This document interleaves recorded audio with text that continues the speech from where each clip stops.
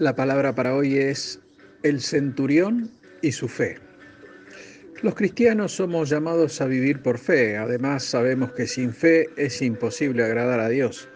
Por lo tanto, nuestra fe es lo que nos separa de un mundo incrédulo. Nosotros nos movemos por fe y el mundo lo hace por vista. Creen en lo que ven. De cualquier forma, nosotros estamos expuestos a determinadas situaciones y circunstancias que a veces hacen flaquear nuestra fe.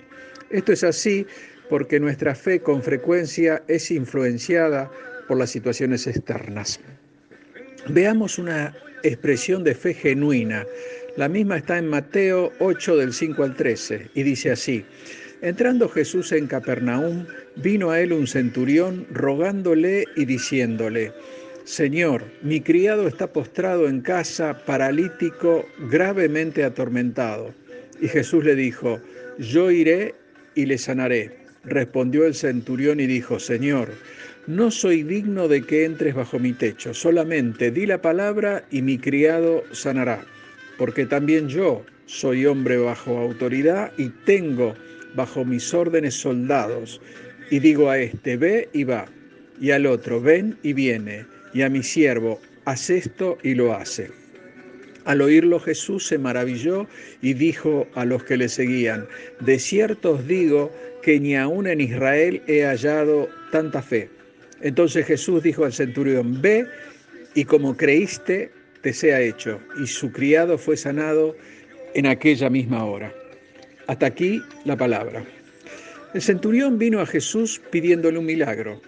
Él le pidió que sanara a su siervo de una enfermedad mortal. Quizás deberíamos preguntarnos quién era este hombre, y la respuesta es que no era un hombre común, pero además era un enemigo del pueblo judío. Él era parte del ejército que ocupaba Israel y no era un simple soldado, sino que era un soldado profesional. Los centuriones eran la fortaleza del imperio romano y su responsabilidad era la de mantener el orden e imponer la ley. Los centuriones tenían a su cargo 100 soldados y cuando él daba una orden lo hacía con la autoridad suprema de ese entonces, con la autoridad del emperador. Es decir, las órdenes de un centurión se cumplían sin cuestionamientos.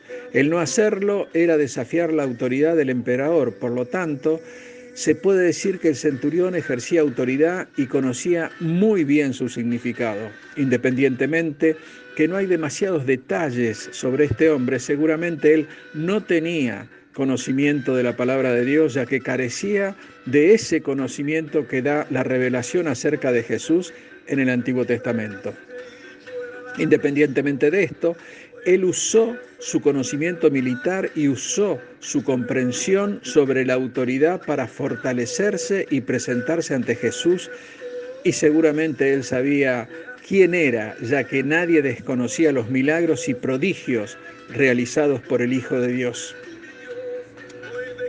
Podemos decir que cuando las cosas van bien es fácil decir que confiamos en Dios. El punto es cuando llega el momento de la prueba, los problemas, las dificultades, el sufrimiento, los conflictos, las urgencias. En esas circunstancias probablemente nuestra fe comienza a fallar y pensamos que Dios se olvidó de nosotros, nos dejó de lado, nos relegó y nuestra mente comienza a descontrolarse.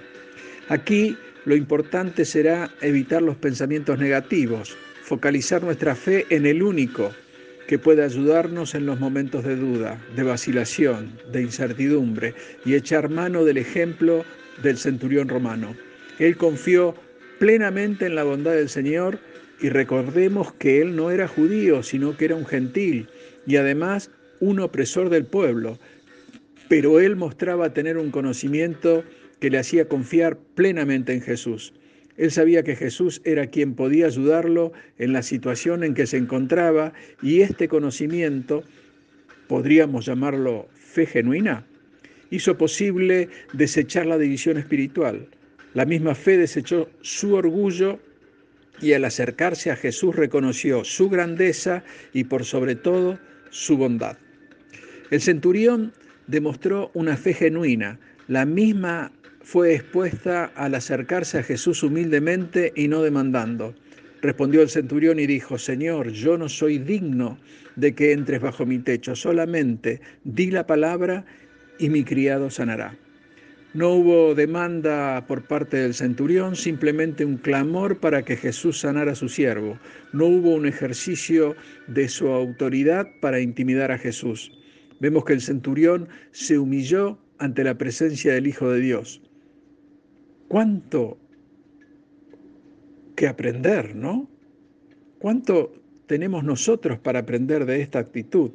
A veces nosotros nos acercamos ante la presencia de Dios demandando, queriendo satisfacer nuestro apetito por las cosas mundanas, queriendo alcanzar nuestra propia voluntad, alejados de lo que Él ya ha dispuesto para nuestra vida.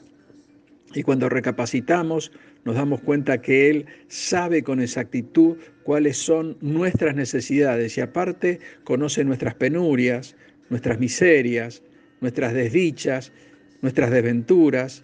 Y en este estado es que caemos de rodillas ante Él pidiendo su misericordia, ya que nuestros merecimientos están alejados de ella, de la misericordia, digo. La figura de este hombre, el centurión, debería servirnos como ejemplo. Él sabía, al igual que nosotros, que no era merecedor de la bondad de Dios y caminó por la senda de la humildad. Esos son los pasos por los que nosotros debemos andar. Como corolario, debemos internalizar que cuando las influencias externas quieren venir a golpear nuestra puerta, el antídoto que todo cristiano debe tener a mano será: 1. Nada de orgullo. 2. Nada de división espiritual. 3. Nada de soberbia. 4. Nada de demandas inmerecidas. 5. Nada de querer satisfacer nuestra propia voluntad y acercarnos humildemente al trono de la gracia, mostrando una fe genuina y confiando plenamente en el Señor de señores, ya que Él conoce cómo satisfacer nuestras necesidades. Y así, de esta forma, esas influencias externas tenderán a apagarse dentro nuestro y la figura de Jesús crecerá con una dimensión impensada en nosotros. Te animo a confiar en Él. Dios te bendice. Amén. Como el azulito el cielo, me abraza, me das tu aliento, conmigo estoy despierto, y te siento aquí tan dentro, como el rocío que llega y se asoma a mi ventana, como el café en la mañana, como aquel beso que ama, me elevas, me das tu calma, lo sé porque tú